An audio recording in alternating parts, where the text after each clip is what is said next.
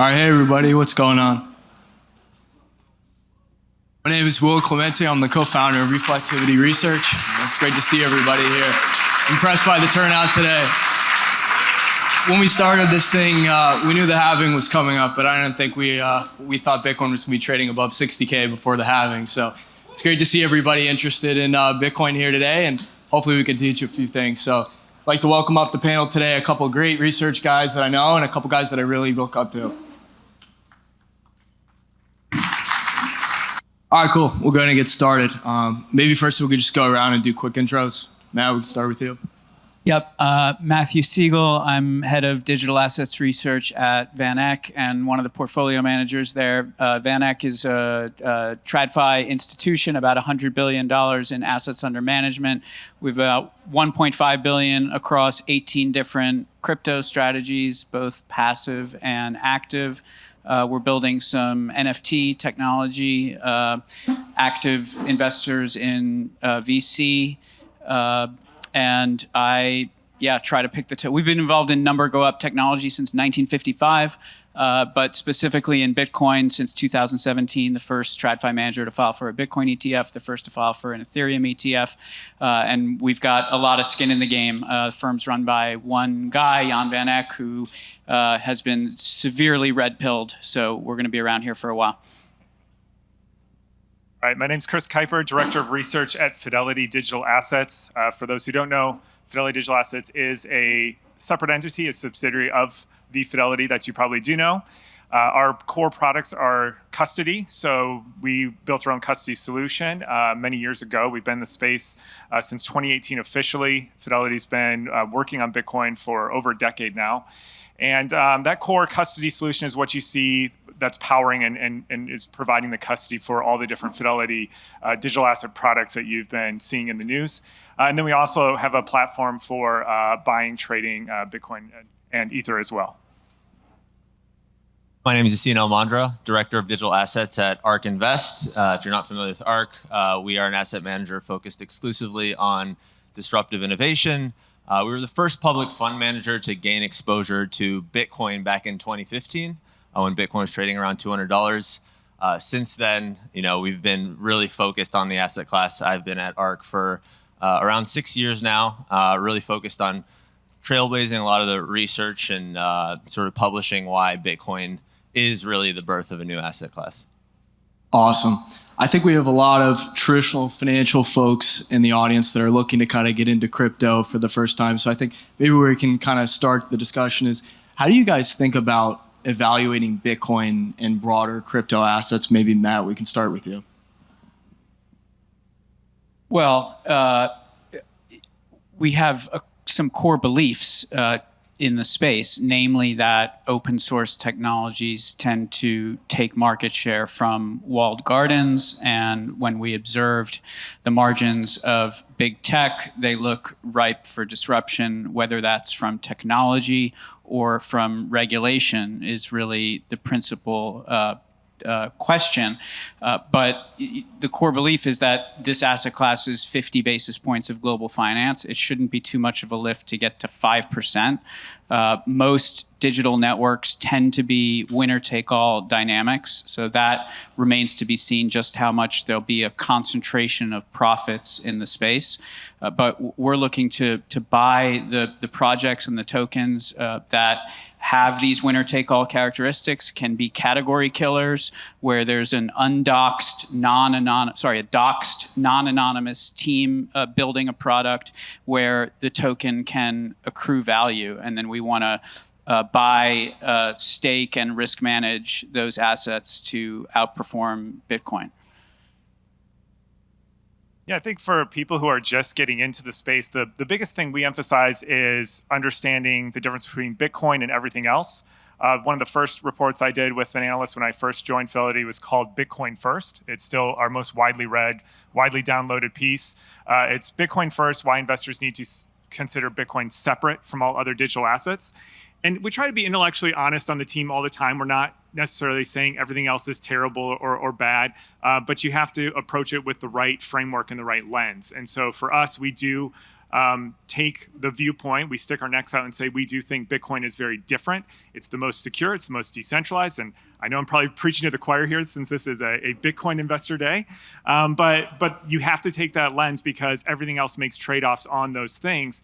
Not necessarily a bad thing if you're trying to do something else, but if you're trying to store trillions of dollars, you want the most decentralized, the most secure asset out there. And so I think that's the number one starting point. And then from there, you can begin to evaluate everything else and things start to fall in place a lot easier.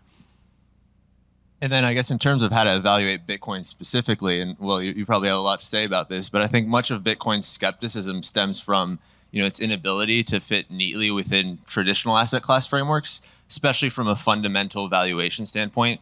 Can't really apply a discounted cash flow model to Bitcoin. It's not a yield-bearing asset like a bond.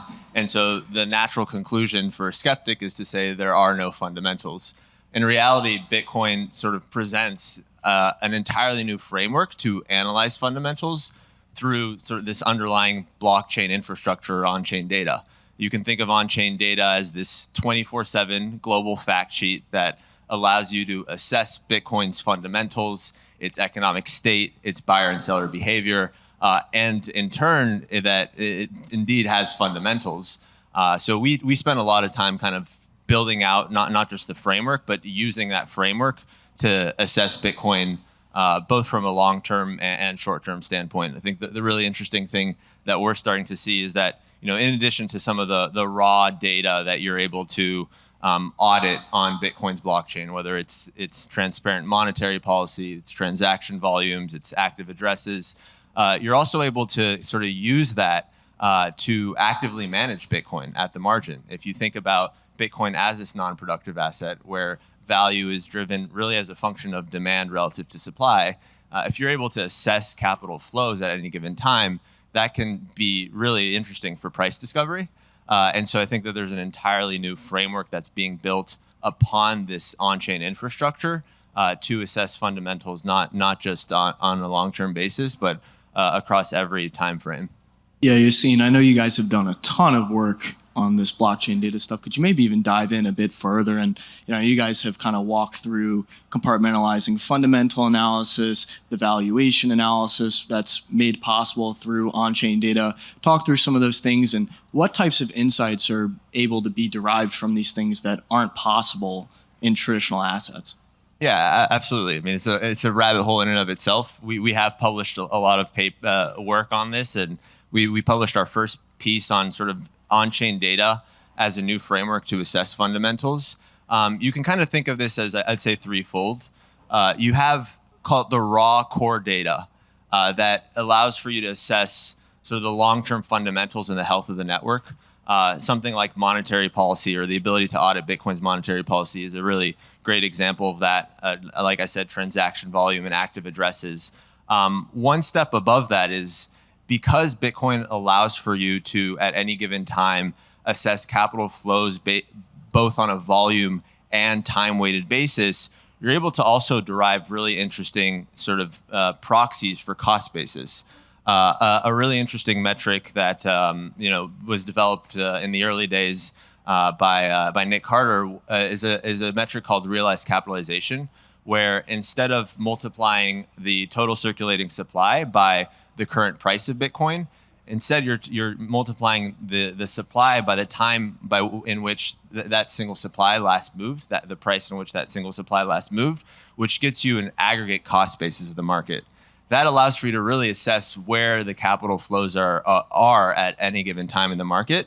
And then you can sort of further dimension that by having a ratio between, let's say, the realized capitalization and the market capitalization, which allows for you to assess where on average the market is, whether they're trading above or below their cost basis. And in so doing, you can assess the relative valuation. So when, let's say, Bitcoin as price is trading below its market cost basis, that tends to mark generational bottoms and buying opportunities. And so it's quite an interesting framework that a lot of data providers are now leveraging to allow investors to assess these fundamentals. 100%. And what are some of those data providers that people can kind of use to look into some of this blockchain data stuff? Yeah, Glassnode, Coin Metrics, Amber Data. There are a ton out there, and they all provide sort of really interesting data. I think to your point, Chris, of Bitcoin first, one of the unique things about Bitcoin is the transparency and simplicity of its data. Part of the sort of on-chain framework, the reason why it works so well with Bitcoin is because of how simple its base layer is, and the ability to parse that data so granularly and assess the economic state at any given time is really a primarily Bitcoin. And of course, you can do that with other assets, but not to the granularity that you can with Bitcoin. Totally makes sense. Chris, to turn it over to you, Fidelity has been one of the earliest institutions, if not the earliest large institution that came into Bitcoin early on, I believe dating back to 2013. And you guys have done a ton of work, basically putting Bitcoin on your guys' back early on and kind of pushing it into the institutional world. How do you guys think about Bitcoin in terms of portfolio construction? Robbie was just here talking about, the correlation to real rates. How should an investor think about Bitcoin as part of their portfolio, and just, how does it behave relative to other assets and macro? Yeah, that's a great question. Similar thoughts to Robert, what he just said in the last session here. We do think it's highly correlated, or at least our research shows it's highly correlated to monetary policy. So changes in M2, money supply growth, Fed balance sheets, whatever you want to look at, and highly correlated to inflation expectations. And this is one that a lot of people get wrong. They say, oh, we had a CPI at one of the highest levels in 40 years since the 70s. Bitcoin went down. What gives? I thought this was supposed to be an inflation hedge. And I'm actually trying to figure this out, so I'd be curious to chat with people about this. When they disagree with that, is the disagreement that they don't believe money creation, especially in large amounts, leads to inflation at all? Or is it, no, they do believe it, inflation in terms of price inflation, like everyday CPI inflation, is linked to money creation, but they just don't think Bitcoin's a good hedge against that. And so I think there's some nuance there. And I think if you look at, say, something like a chart of inflation expectations, like five-year forward inflation expectations, and you chart the percentage change in those inflation expectations. So not trying to commit any data fraud or crimes here, because you're doing a change on an percentage rate, but it makes sense, right? If your inflation expectation is going from 3% a year to 6%, that's a huge change. And Bitcoin tracked that perfectly, COVID and post-COVID, with all the money creation. And so the fact that we got CPI lagging after that, to me, is not that different. That's not saying Bitcoin isn't an inflation hedge. I think it is. And so that's one of the big things we look at: money creation, inflation expectations. And going forward in our 2024 look ahead report, we did stick our neck out a little bit and kind of say, I wonder if this year, if past years was, Robert was talking about this, how Bitcoin was highly correlated to things like tech stocks, and people were just trading it like a tech stock. And I can pound my fist on the table all day and say, Bitcoin is not a tech stock. It's very different. It's fundamentally different. But if they're going to trade it like a tech stock, that's how it's going to trade. But I think we're seeing those correlations break down. And I think we're seeing, as people get educated, that Bitcoin is not the same as a tech stock. And so I think going forward, people are going to realize that, and hopefully it's going to trade differently. And we're going to get lower correlations again, which is good for your portfolio. It's the only free lunch in finance. If you can add a positive returning asset with low correlation or no correlation to everything else, you can enhance your risk-adjusted returns. That's the holy grail, right? And so we stuck our neck out in this forward-looking report. We said, maybe it's not tech stock on steroids. Maybe it's now gold on steroids. And the reason I say this, Robert was talking exactly about what we were looking at, of how Bitcoin tracks real rates, and it's decoupled, and people are going, I wonder why. And to me, I think Bitcoin's sniffing something out on the macro front. It could be sniffing out another wave of inflation. We just got 3 hot CPI reports. And I always look back at the 70s. People think, oh, high inflation of the 70s, that was a bad decade. Like it was just one homogenous decade of just double-digit inflations the whole time. It was 2 major waves. Went up, went down. They thought they had inflation beat, and it came back and roaring back again. So we have to consider that as a possibility here. With inflation staying stubborn, maybe it comes back. Maybe Bitcoin's sniffing that out. Maybe it's sniffing out the structural deficits, the stuff that Mike Novogratz just talked about. that's also been a pretty good indicator. So those are things we're watching and looking at and thinking in terms of portfolio construction right now. Totally makes sense. And do you think as Bitcoin becomes a more legitimized macro asset in an investor's portfolio, and also combined with the fiscal situation that you just kind of briefly touched on, do you think that takes away these traditional 4-year cycles that we've seen for Bitcoin? It's kind of up for debate whether that falls the kind of macro liquidity cycles. Is it the halving? Is it a little bit of both? Is it behavioral dynamics in the market? But do you think as the assets now become a legitimate piece of an investor's portfolio, does that kind of change the way that these kind of broader 2 to 3, 4-year cycles kind of play out for BTC moving forward? Yeah, we're all waiting the halving because we're all asking, is this halving going to be the same as the last with big price run up post halving? But the halving is also corresponded to election cycles. It's also corresponded to liquidity cycles. So we have no counterfactual yet. But to your point, I think it will dampen them. I don't think it will ever go away.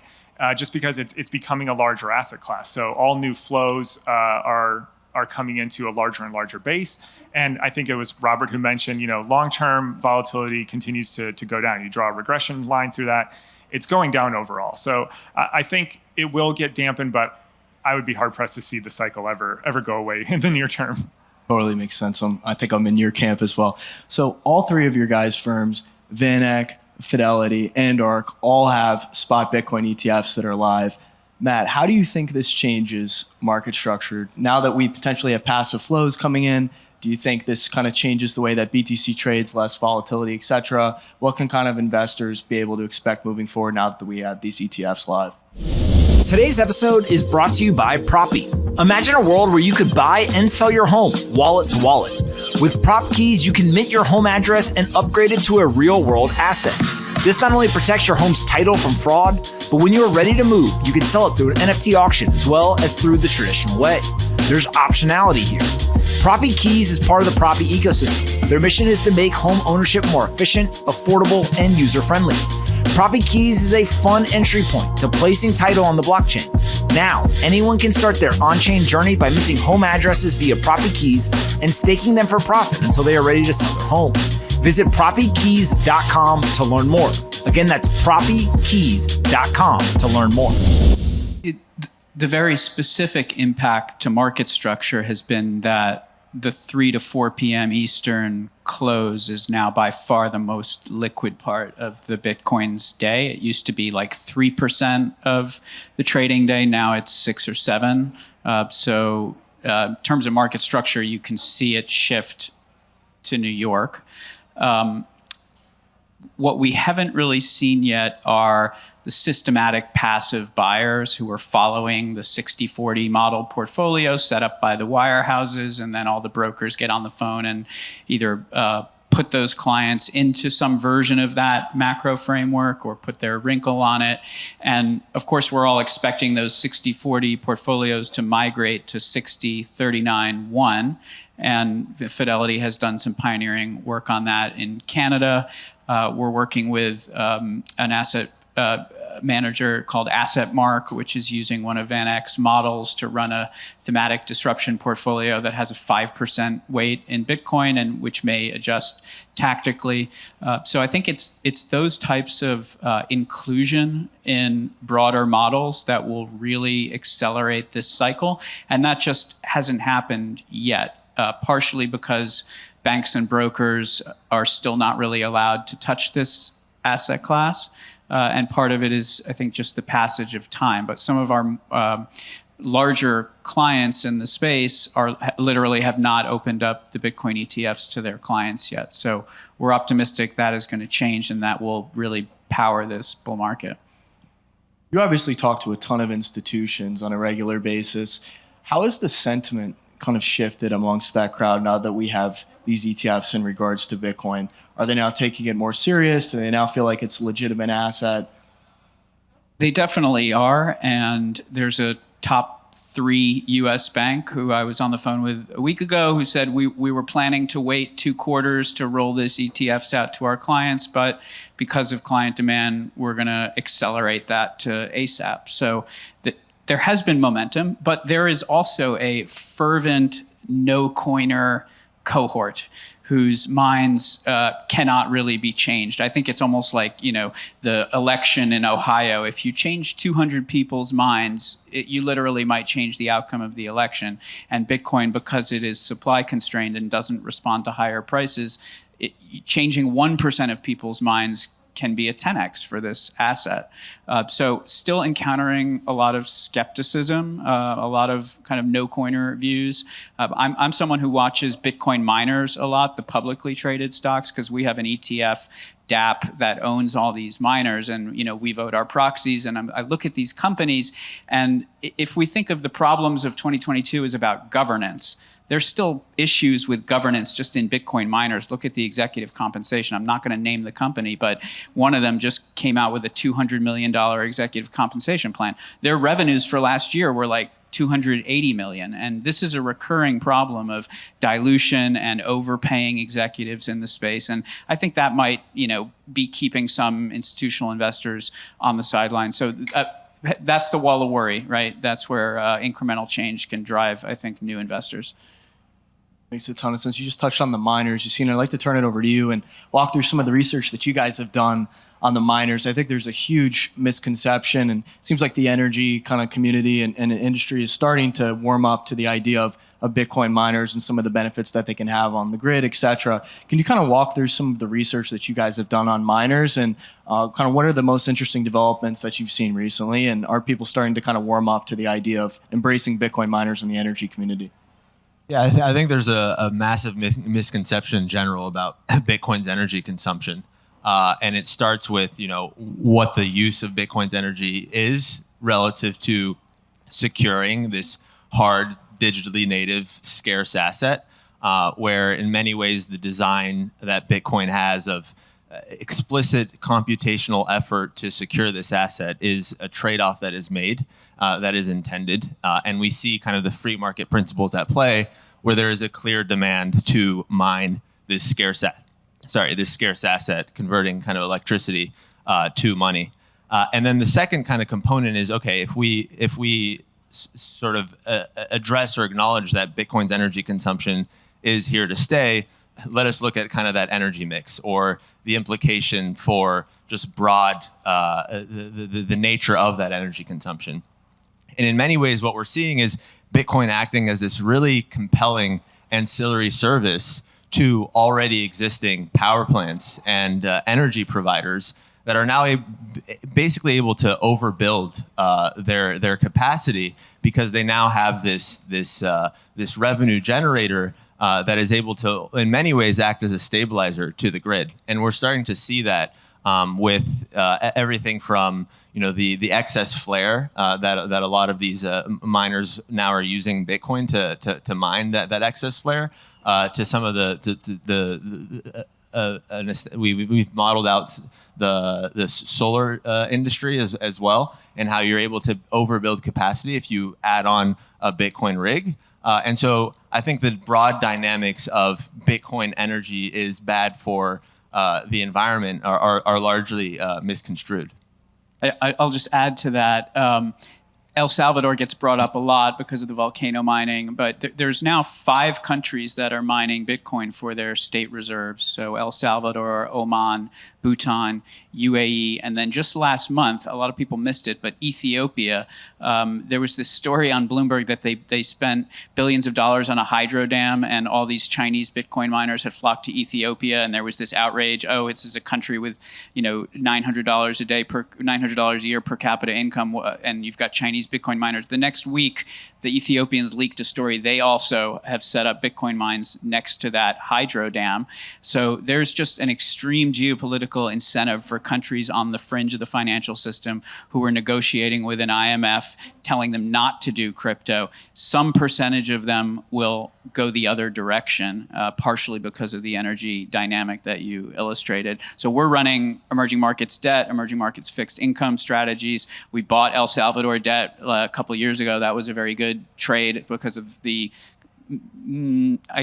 narrative in the mainstream media that it was a dumb move. But when you look under the hood, tourism was increasing. GDP continues to outperform. So we also look at emerging markets debt and equity through that lens of Bitcoin. What do you think the future of mining looks like? Are we going to have a Dyson sphere one day around the sun, harvesting energy to mine Bitcoin? How do you think people will kind of, find new ways to use, kind of low cost, cheap energy in kind of creative ways moving forward? Well, I approach energy from a philosophy of abundance. We're seeing some increased traction in the nuclear arena, both Europe and a little bit in the US. So energy will get cheaper. We'll find better things to do with it. But the comment on mining, I'll say, is if you look at the total amount of hash rate on the Bitcoin network, and then you look at the percentage of which controlled by publicly traded miners, it's at an all-time high. So these miners, they all went bankrupt. They learned some lessons, maybe a little bit of capital discipline, but the capital markets are the source of competitive advantage. Scale is a huge deal in this industry, and we continue to see listed miners take share. The largest Bitcoin miner in the world just went public in Abu Dhabi in an IPO. So access to capital is a differentiator in this space. Totally makes sense. Chris, have you guys kind of dove into a lot of the recent developments in terms of activity around Bitcoin with BitVM and ordinals, and how do you guys kind of think about that as the evolution of Bitcoin from this hard money that we've kind of developed and established Bitcoin as, to potentially serving as something much more moving forward? Yeah, great question. So the two kind of North Stars I have for our research team, as cliche as they are, I think they're great. One is we have a missionary, not mercenary mindset. And we talked about how Fidelity made a big push into the space. I started just a few years ago. We had 120 people at Fidelity Digital Assets. Now we have 700. So we've been building through the bear market. We obviously believe in the space. How do we take that where we want to say something of value and actually have our opinion, a pretty good opinion on something, versus our other North Star, which is intellectual honesty? And ordinals and all this L2 stuff just falls right in there. And we've had really good debates on the research team about this of is this, quote, good or bad for Bitcoin? What are the risks? What are the implications? So we did do one little report when ordinals and inscriptions came out, kind of an FAQ for our audience who, are institutional investors. So it's like, what are they? Does this affect the code? Is there dangers with this? How could this evolve? So we should revisit that again and see where it's at. But so far, personally, I'm pretty agnostic about it. I'm not like a huge supporter or anything, but it hasn't had that bad of an effect or negative externalities. Ordinals and inscriptions, that is what I'm talking about. It's maybe raised the base fee of the network up a little bit. If you can think of these ordinals like sopping up any extra block space that nobody wants, they'll come in and they'll buy it up cheap.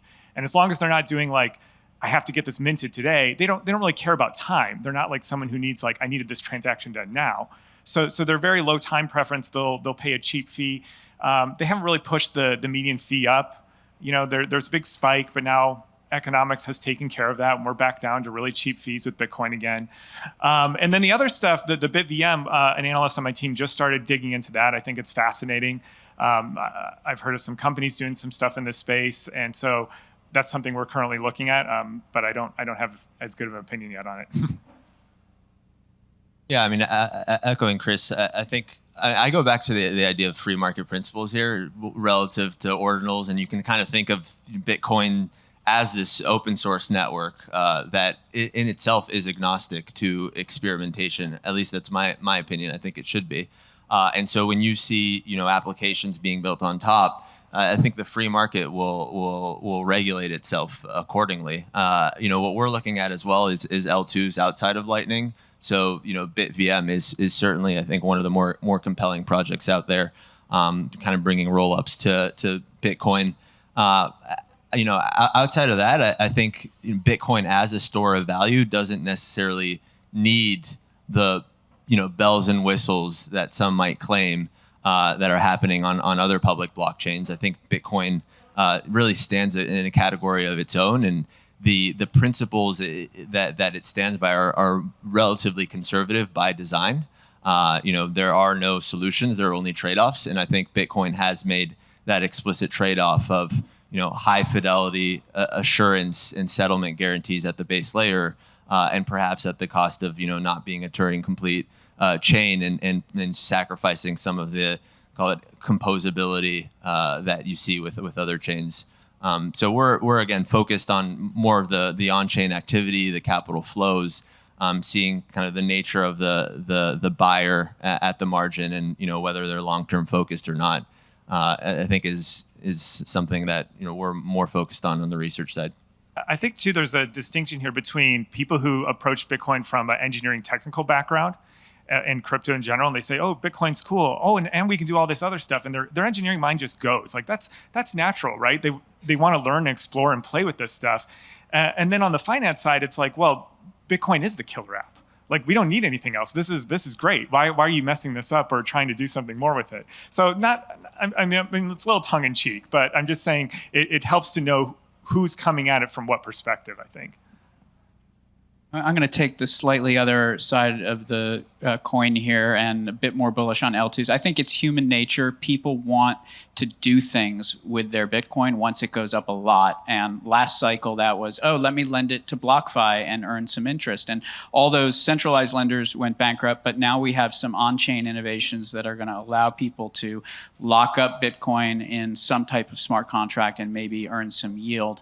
And I think that's a narrative that's going to take off in the second half of this year, and it's enabled by some of this L2 innovations. It's a ton of sense.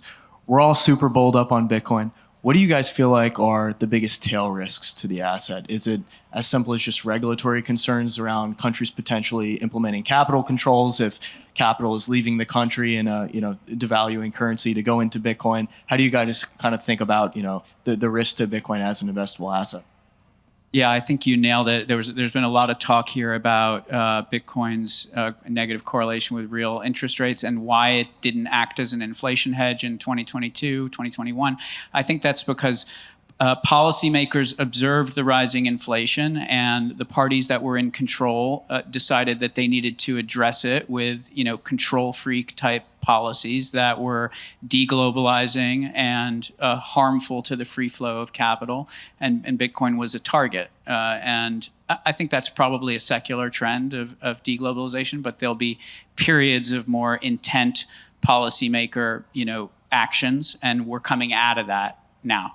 The tail risk is that it would reignite. But we always have to remind ourselves, this is an emerging market asset, frontier market asset. Americans are into it because we can speculate easily with our ETFs. But for the rest of the world, if you look at a chart on who's optimistic about Bitcoin, it's Nigeria, India, Indonesia, Vietnam, the youngest countries in the world. And who's pessimistic on Bitcoin? It's France, Japan, Germany, the oldest countries in the world, right? So focus on where the youth is. They're touching the chain more directly, and don't get too caught up in what's going on in US politics. It's probably going to change anyway. Yes, we wrote a report on common criticisms to Bitcoin and their answers, a lot of the FUD, as they say out there. And we, in the spirit of intellectual honesty, we also said, what do we think are real risks that you have to assign a probability to? Regulation is one, although not as much, I don't think. I think that window's passed. Two is just a bug in the software. It's happened twice before in Bitcoin, so let's acknowledge that. Probably not as likely to happen just because you have so many people poring over the code now. The bounty is so much higher. But you have to assign a non-zero chance to that. And then number three, to me, it's just the unknown unknowns. Like, as an investor especially, you have to be honest that there is a non-zero chance that there is a risk that you aren't even aware of is a risk that could happen to this. And so as much as your conviction is increased as you study this more and more and more, it's still, I think, important to zoom out and realize, wait, there's not absolute certainty here. Yeah, and I'd say potential risk is the over-institutionalization of Bitcoin in many ways. I think the ethos of Bitcoin as maintaining sovereignty, the idea of self-custody, and in general, kind of what Bitcoin represents as this freedom technology. Sometimes there is that risk of perhaps over-institutionalization where you might have again with regulation, centralization of Bitcoin, but I think. We're starting to see, some glimpses of hope there. Everything from, Fidelity having its own custody stack to El Salvador self-custodying. So in general, I think just maintaining the Bitcoin ethos as these institutions, start to take Bitcoin a lot more seriously is top of mind for us as well. Absolutely. Before we wrap up, I follow all of your work extremely closely. All of your firms put out excellent stuff. Where can people go to find all of your research and any other content that you guys produce? You can find us at ark-invest.com. We publish a Bitcoin monthly report going through all of the on-chain data. We have a Bitcoin brainstorm that we publish as well. Ark-invest.com. Yeah, their monthly report's really good, and all their other stuff. For us, it's fidelitydigitalassets.com. Click on the research tab. I think we're the only ones who've put out price targets and DCFs on Ethereum and Solana. So if you follow the VanEck intern on Twitter or myself, Twitter or LinkedIn, you'll see all of our research. Thank you. Shout out to the VanEck intern. Give it up for these guys.